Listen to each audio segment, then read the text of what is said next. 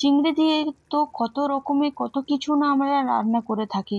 তো কিন্তু আজকে আপনাদের সাথে মৌরি চিংড়ি রান্না করব। একবার খেলে কিন্তু এর স্বাদ কিন্তু একদমই ভুলতে পারবেন না।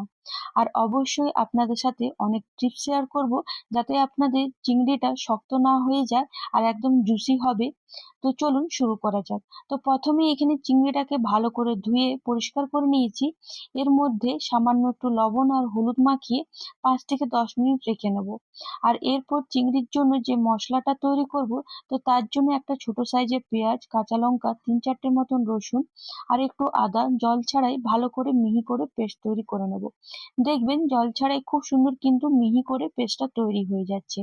চিংড়িতে নুন হলুদ মাখিয়ে বেশিক্ষণ কিন্তু রাখবেন না। আর চিংড়ি কিন্তু বেশিক্ষণ ধরে রান্নাও করতে নেই, তো না হলে কিন্তু শক্ত হয়ে যায়। আর আজকে আপনাদের সাথে মৌরি চিংড়ি রেসিপি শেয়ার করব। তো তার জন্য একটা ফ্রাই প্যানে 1 চামচের মতন মৌরি আর তার সাথে 1 চামচ গোলমরিচ ভালো করে ভেজে নিয়েছি। ঠান্ডা হয়ে যাওয়ার পর ড্রাই রোস্ট করে নেব।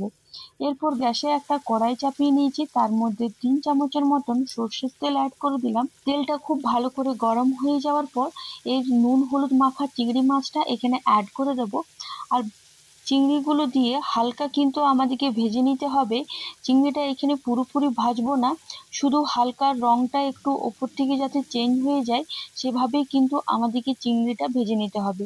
বেশিক্ষণ ধরে যদি চিংড়ি ভাজেন বা বেশিক্ষণ ধরে যদি চিংড়ি রান্না করেন, তো চিংড়ির যে জুসি ভাবটা সেটা কিন্তু একদমই থাকবে না আর চিংড়িটা কিন্তু শক্ত হয়ে যাবে। এখানে দেখুন চিংড়িটা আমার খুব সুন্দর কিন্তু ভাজা হয়ে গেছে। আর খুব বেশিক্ষণ ধরে কিন্তু আমি ভাজিনি। এরপর এক এক করে একটা পাত্রে নামিয়ে নেব।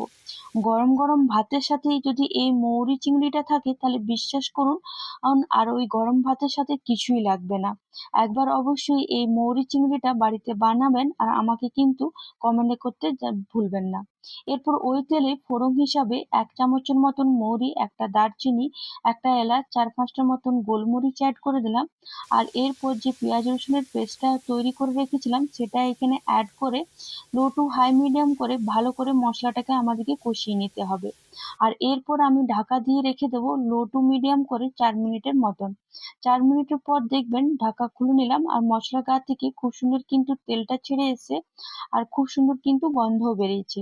এরপর এক এক করে মশলা অ্যাড করব। স্বাদ মতো লবণ অ্যাড করে দিলাম আর তার সাথে হলুদ গুঁড়ো আর সামান্য একটু Kashmiri red chilli powder add করেছি। তারপর সবকিছু ভালো করে মিশিয়ে নেব আর মশলাটাকে ভালো করে আমাদেরকে কষিয়ে নিতে হবে যতক্ষণ পর্যন্ত না মশলার গা থেকে তেলটা ছেড়ে আসে। এই রান্নার সব থেকে মজাদার মশলাটাই হলো কিন্তু মৌরি। মৌরিটা অবশ্যই কিন্তু ভেজে পরে তারপর কিন্তু দেওয়ার চেষ্টা করবেন। আর অবশ্যই কিন্তু মৌরিটাকে পুড়িয়ে ফেলবেন না, নাহলে যে গন্ধ বা স্বাদ থাকে সেটা কিন্তু আসবে না। এরপর মশলা থেকে তেলটা ছেড়ে আসার পর এখানে আমি 2 চামচের মতন টক দই দিয়ে দিলাম। আর টক দই দেওয়ার পর গ্যাসের আঁচটা একদম লো রেখে পরে তারপর কিন্তু দইটা দেবেন।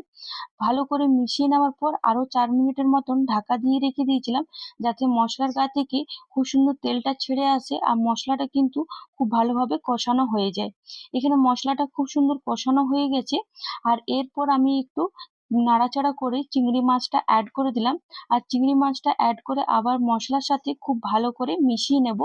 তারপর এখানে একটা টমেটো আর তার সাথে একটা কাঁচা লঙ্কা অ্যাড করে দিয়েছি। টমেটোটা চাইলে আপনারা আগেও দিতে পারেন, কিন্তু এভাবে যদি করেন তো বিশ্বাস করুন ভাতের সাথে খেতে কিন্তু অসাধারণ লাগবে।